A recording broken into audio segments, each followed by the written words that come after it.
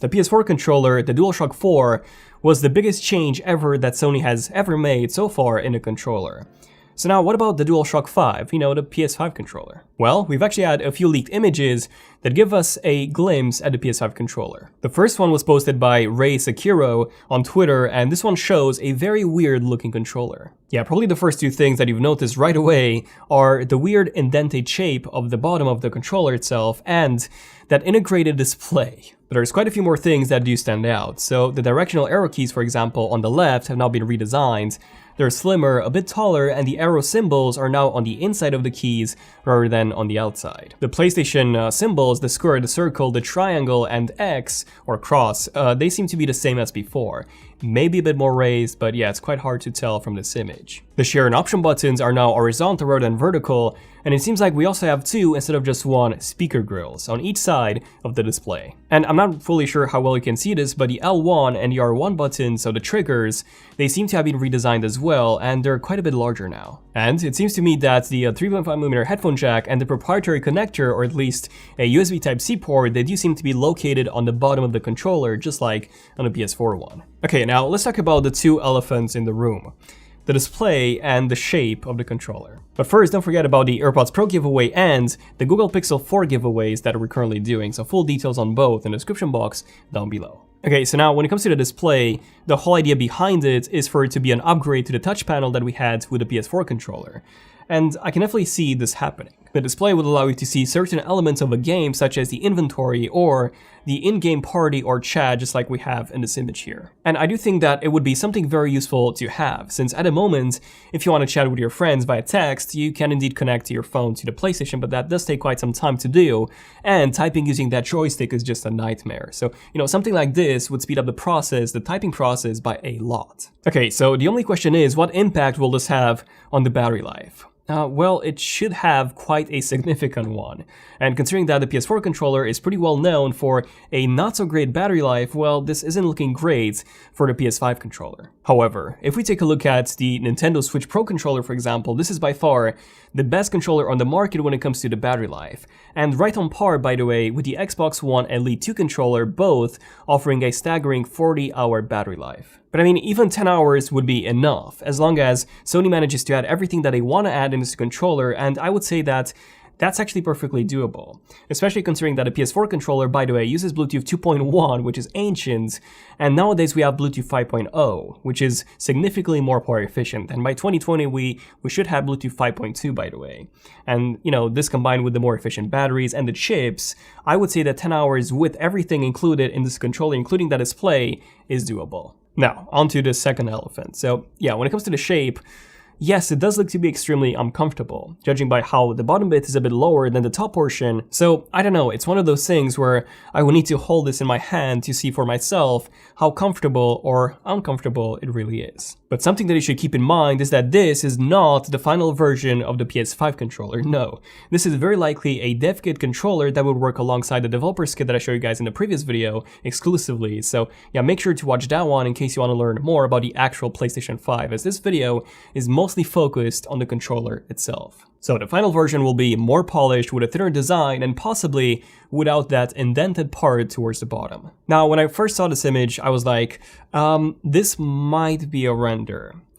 However, I don't think it is, because of two reasons. So the first one being that, we actually make 3D renders here at XenofTech, and well, this PS5 one, the controller, is probably the best one that I have ever seen. Like, this is very, very well done. And it's also an extremely difficult shape to do, so if this is a render, it's probably the best one I've ever seen. And then two, there were actually multiple leaked photos of this controller from many other sources, and yep, they all look the same. Here's another photo from Twitter user Tidux that shows this PS5 controller next to an early PS5 development kit unit. And then we have this other image that was posted on Reddit that again shows the same controller from a different angle. And yes, they could all be renders made by the same person that decided to share it with random people, but I don't think that's the case. You see, if we take a look at the actual photo of a real PS4 dev kit controller from back in the day, you can see that this one was, well, similar to the PS5 one, as in it was big, it was thick, it was chunky, so it had that chunky form factor, which we all know how much thinner and, more sleeker the end unit actually ended up being. However, the main characteristics of the controller still remain, such as the overall design from the front, the button layout, the touch bar, and even the light bar, even though it did look more squared off in the dev kit model. Now, we actually made our own PS5 controller 3D model as a merge between the PS4 controller and the PS5 dev kit controller. So we still have the overall same PS4 controller design, just with slightly longer handles. We do have the built-in display, the horizontal option and share buttons, the light bar on the top, which we've actually made bigger than the PS4 one for even easier tracking from a greater distance. We have the dual speakers to the side of the display and the 3.5mm headphone jack on the bottom. And we've actually removed Sony's proprietary connector in favor of just the USB Type-C port on the back. And yeah, that's pretty much it. So you can see how similar it looks to the PS4 controller, and yet how it incorporates the brand new features such as the display, the speakers, and also a very unique feature that I haven't really mentioned before. What is that feature, Daniel? Well, it's a really, really cool one.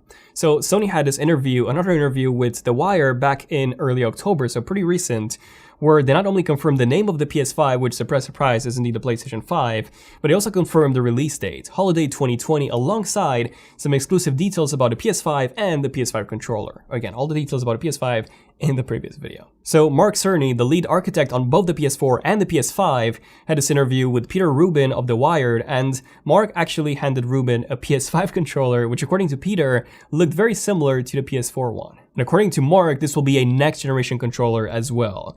A change as big as the PS4 controller was from the PS3 one. And apparently Sony will now have a voice assistant. Yes, a voice assistant similar to Siri, Alexa, or Cortana built into the PS5. And the controller will also have a built-in microphone to pick up that audio. Now, the second change that was officially confirmed are adaptive triggers that can offer varying levels of pressure based on the weapon that you use. So you'll actually be able to feel the tension in the triggers increasing as you pull the arrow back in a bow, and different weapons having different feels on the trigger. So that's some really cool stuff. And then the third officially confirmed feature is probably the biggest one, and that is a haptic engine. So similar to what modern smartphones use today, but basically on steroids.